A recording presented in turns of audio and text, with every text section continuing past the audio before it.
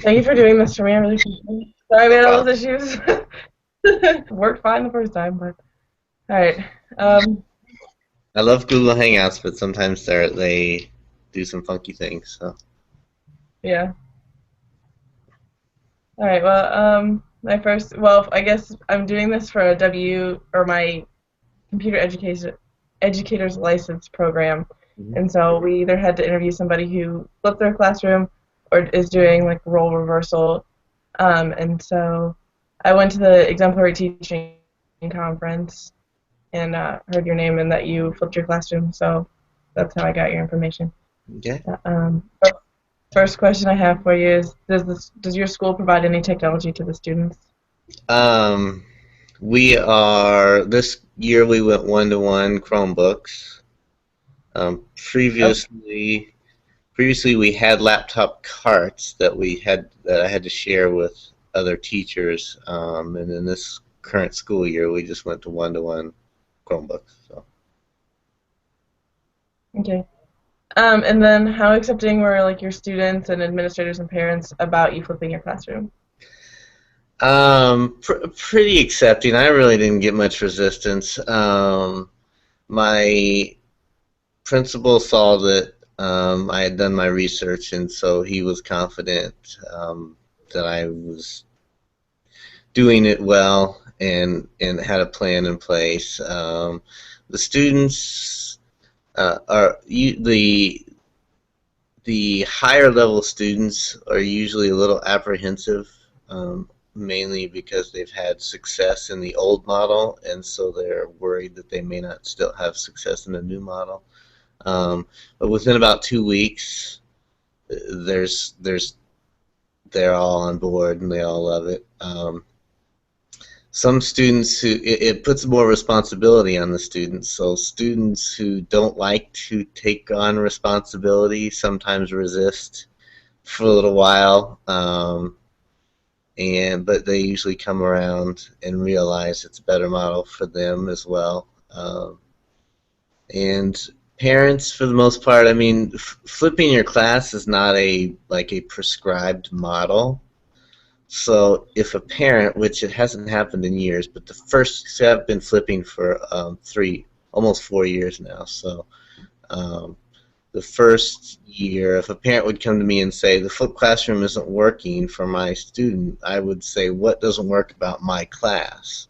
Because there's not a model that the flipped class has me prescribed to follow, and so I have the flexibility that it's something about my class or my teaching style that doesn't work, and then we just discuss how we can fix that as opposed to saying it's the flipped classroom that doesn't work. So. How many subjects do you flip, or do you do it for every class? Um, I teach reading and English as two separate classes. My English classes are probably 90% flipped. I mean, they're pretty flipped. My reading class, I only flip maybe 20 to 30% of it, and it's just you only flip when it makes sense, and if something's working, you don't need to flip, then don't flip. So um, it's kind of it works a lot better in my English class than it does in my reading class, so that's why I flip English more. Majoring in special education as well. So do you think this approach could work for those classes? Well, what it allows for me to do is to have individual conversations and individualized instruction for every single student. So it's hard for going a little bit back to the parent conversation. It's hard for a parent to argue with your student is now going to get individualized instruction based on their questions and their needs. What could be bad about that? So when you have resource students or special education students, certainly it gives you that opportunity to work with each one of them on an individual basis. Yeah. Have you found the switch to be time consuming? At first, it is the first 6 months or so. It is because you're creating all new content. Uh, Mhm. or I mean, you can find other people's content, um, but I recommend that people make about 80 to 90% of their own content. But even if you find other people's content, you spend time looking for that content. So that's really the first 6 months or so. It's fairly time consuming.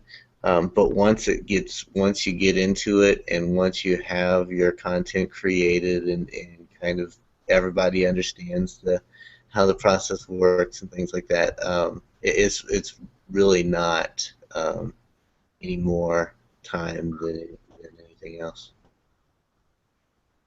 Okay. What have you found to be the hardest or easiest part of this project? Or not project, but switch. Um, Never really thought about that.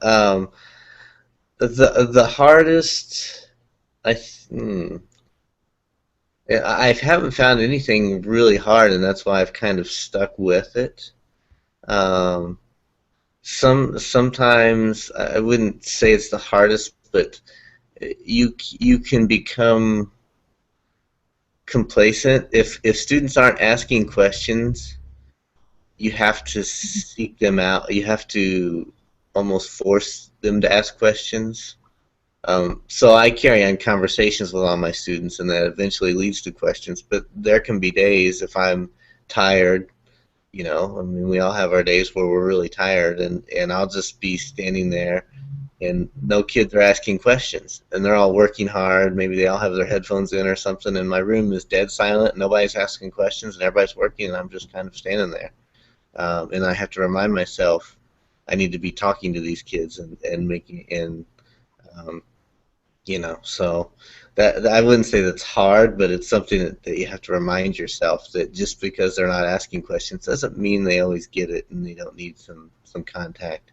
Um, I think sometimes when you get a lot of students that need help with something, you kind of you have to be you can't be a you have to be very flexible because you don't know what questions you're going to get, what content they're going to have questions on. Uh, you don't know if all of them are going to do the prep work, or there's a lot of different variables, and you just have to be flexible. So some teachers struggle; they don't like that flexibility and that unknown. And but I think for me, the students seeing me being flexible and me saying, "Well, this isn't working," or "This is working, but let's try it a different way," or um, that flexibility, if it can be hard for some teachers. You have to give up control of a lot of things and say, I call my class the writing process in process because we're creating it as it goes along, and I don't know where it's going, and I don't know how long it's going to take to get to where I want it to go. So that can be a struggle for a lot of teachers. Mhm. What's your favorite technology that you use in your classes? All of them. So we use. I mean, my class has a significant amount of technology, and I love Google, all the Google apps. Using Google Docs and Google Drive and all that has really opened up a lot of opportunities for my students that we could never accomplish before. Just efficiency in collaborating and communicating and things like that. So I love all the Google apps. Um, my new favorite tool is WeVideo, WeVideo, and it's a Google Drive extension but it's an online video editor that you can tie into your Google Drive account. And because I love when kids can create videos, and 2 or 3 years ago, it was difficult for students to create videos because the technical aspect of it was hard. And now WeVideo, and there's a couple others out there, but WeVideo is my favorite that makes it very easy for students to create videos. So That's cool. Um, let's see. What have you noticed about your students' participation and engagement? Um, I find um, well, their engagement is because they get so much student choice. Their engagement is pretty high because I give them a lot of choice in how they learn and what they work on and how they want to be assessed and things like that. So that's gotten better. As far as being able to talk to every student every day. I mean, prior to me flipping, I could go a whole semester or a whole year and have five conversations with a student, and that was it. Or maybe not even that. I mean, some students like to hide, and they can't hide in this class because you can. I mean, they might be able to hide for a couple days, but you eventually catch on that they're hiding from you, and can make contact with them. So just the chance to get to talk to because that's why I got into teaching, was to work with students and to help students learn and to see them getting those aha moments, and that's what flipping has allowed me to do. So um, really, I mean, that's their engagement and their attention is more so, their participation is more rewarding for me, and that's why I continue to flip.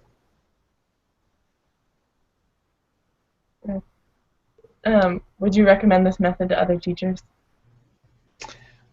Absolutely, but I wouldn't. You don't have to flip every lesson. You don't.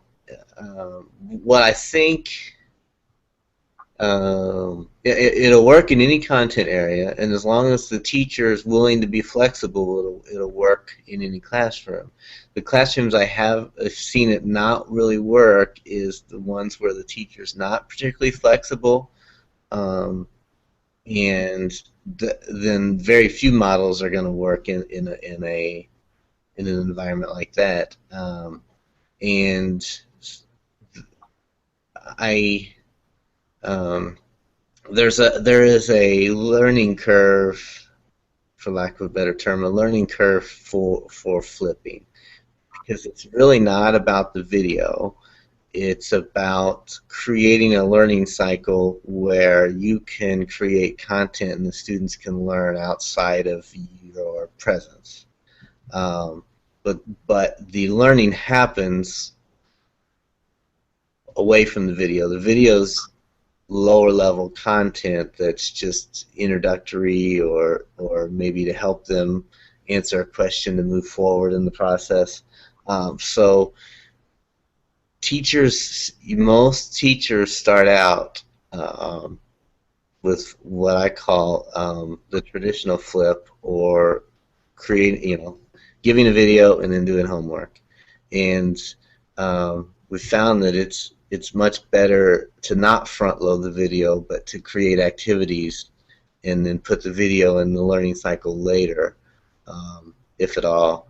And it takes some teachers a while to get to that point where they realize that it's a different. You have to approach it differently than a lecture, and so teachers that don't get that right away can go quite a long time being. And even for some teachers, it's still a better model, but it's still not as good as it could be. So teachers that are still front-loading videos and are very still teacher-directed don't get the concept of it, and so they're not going to see the full results of it. You also said that you let your students have choice on assessment. So what kind of choices do they have, other than just tests, obviously? Well, I rarely give any tests. It's To me, it's they need to demonstrate understanding of the content. And now some students will always take, because they've been trained to do what the teacher tells them to do. If I say write a persuasive essay, they're going to choose that option because that's what they've been trained to do. But then there's some students that say, that doesn't work for me. I'd like to try it a different way, but they don't know that they have to know they have that option. So instead of if we're working on, if I'm teaching persuasion, they don't need to write a persuasive essay to show me they understand persuasion. They could create some advertisements, or they could, there's other ways to Yeah. show persuasion without just writing the standard persuasive essay. So I always provide an idea of an assignment that they could do, and most of them will choose that, but they always have the option to say, can I demonstrate it this way? And sometimes I do give them sort of an open project, and I'll just say, here's what you need to demonstrate to me. Do a project that does that. And some students will take off and run off with something and do something great, and other students will just tell me what I have to do. And but it's just a training process. You have to sort of break them of the traditional model of school, and the ones that like to play school and know how to read a rubric and meet the minimum points of the rubric, all of a sudden you say, I want you to show me you've learned, and I don't care, how you do that. Some students will struggle with that, but to me, it's the point is that they learn. And so if they need to show me in a different manner than every other student how they've learned that, then that's fine with me, as long as I can see that they've learned the content. Mm-hmm. That makes sense. So I guess last question: what's been your favorite part of this whole process? Um, it's the culture. The culture of my class has changed, and I think, and that's something that I didn't see right away. And there's a lot of other things, but it's given me a lot more opportunities to try a lot of different things in my class. Like I've been able to add a 20% project in that I never had time to do before, and things like that. And my kids create so many variety of content. They create. Some will create videos, or some will create podcasts, or they get a chance to be creative in a lot of ways that I would have never expected, or I would have never thought of myself until they came up with the idea. And it's just the culture in my classroom has changed to where it looks like the way I wish every school would look like. You see people learning, and they're learning around what interests them and what they're passionate about, and they're taking their learning not just during my 40 minutes that I have them in my classroom, but I see them going outside the classroom and continuing to investigate or explore or have a discussion and things like that. And so that's really been my favorite part. And that's a gradual process that you don't see happening until somebody else walks into your classroom and says, wow, I love how your students do this or that, and you may not even have seen it happen. And my students become so much better at problem solving as well. And I love it when one student asks, says, well, I can't figure this out, and another student immediately answers it, and I don't have to do anything.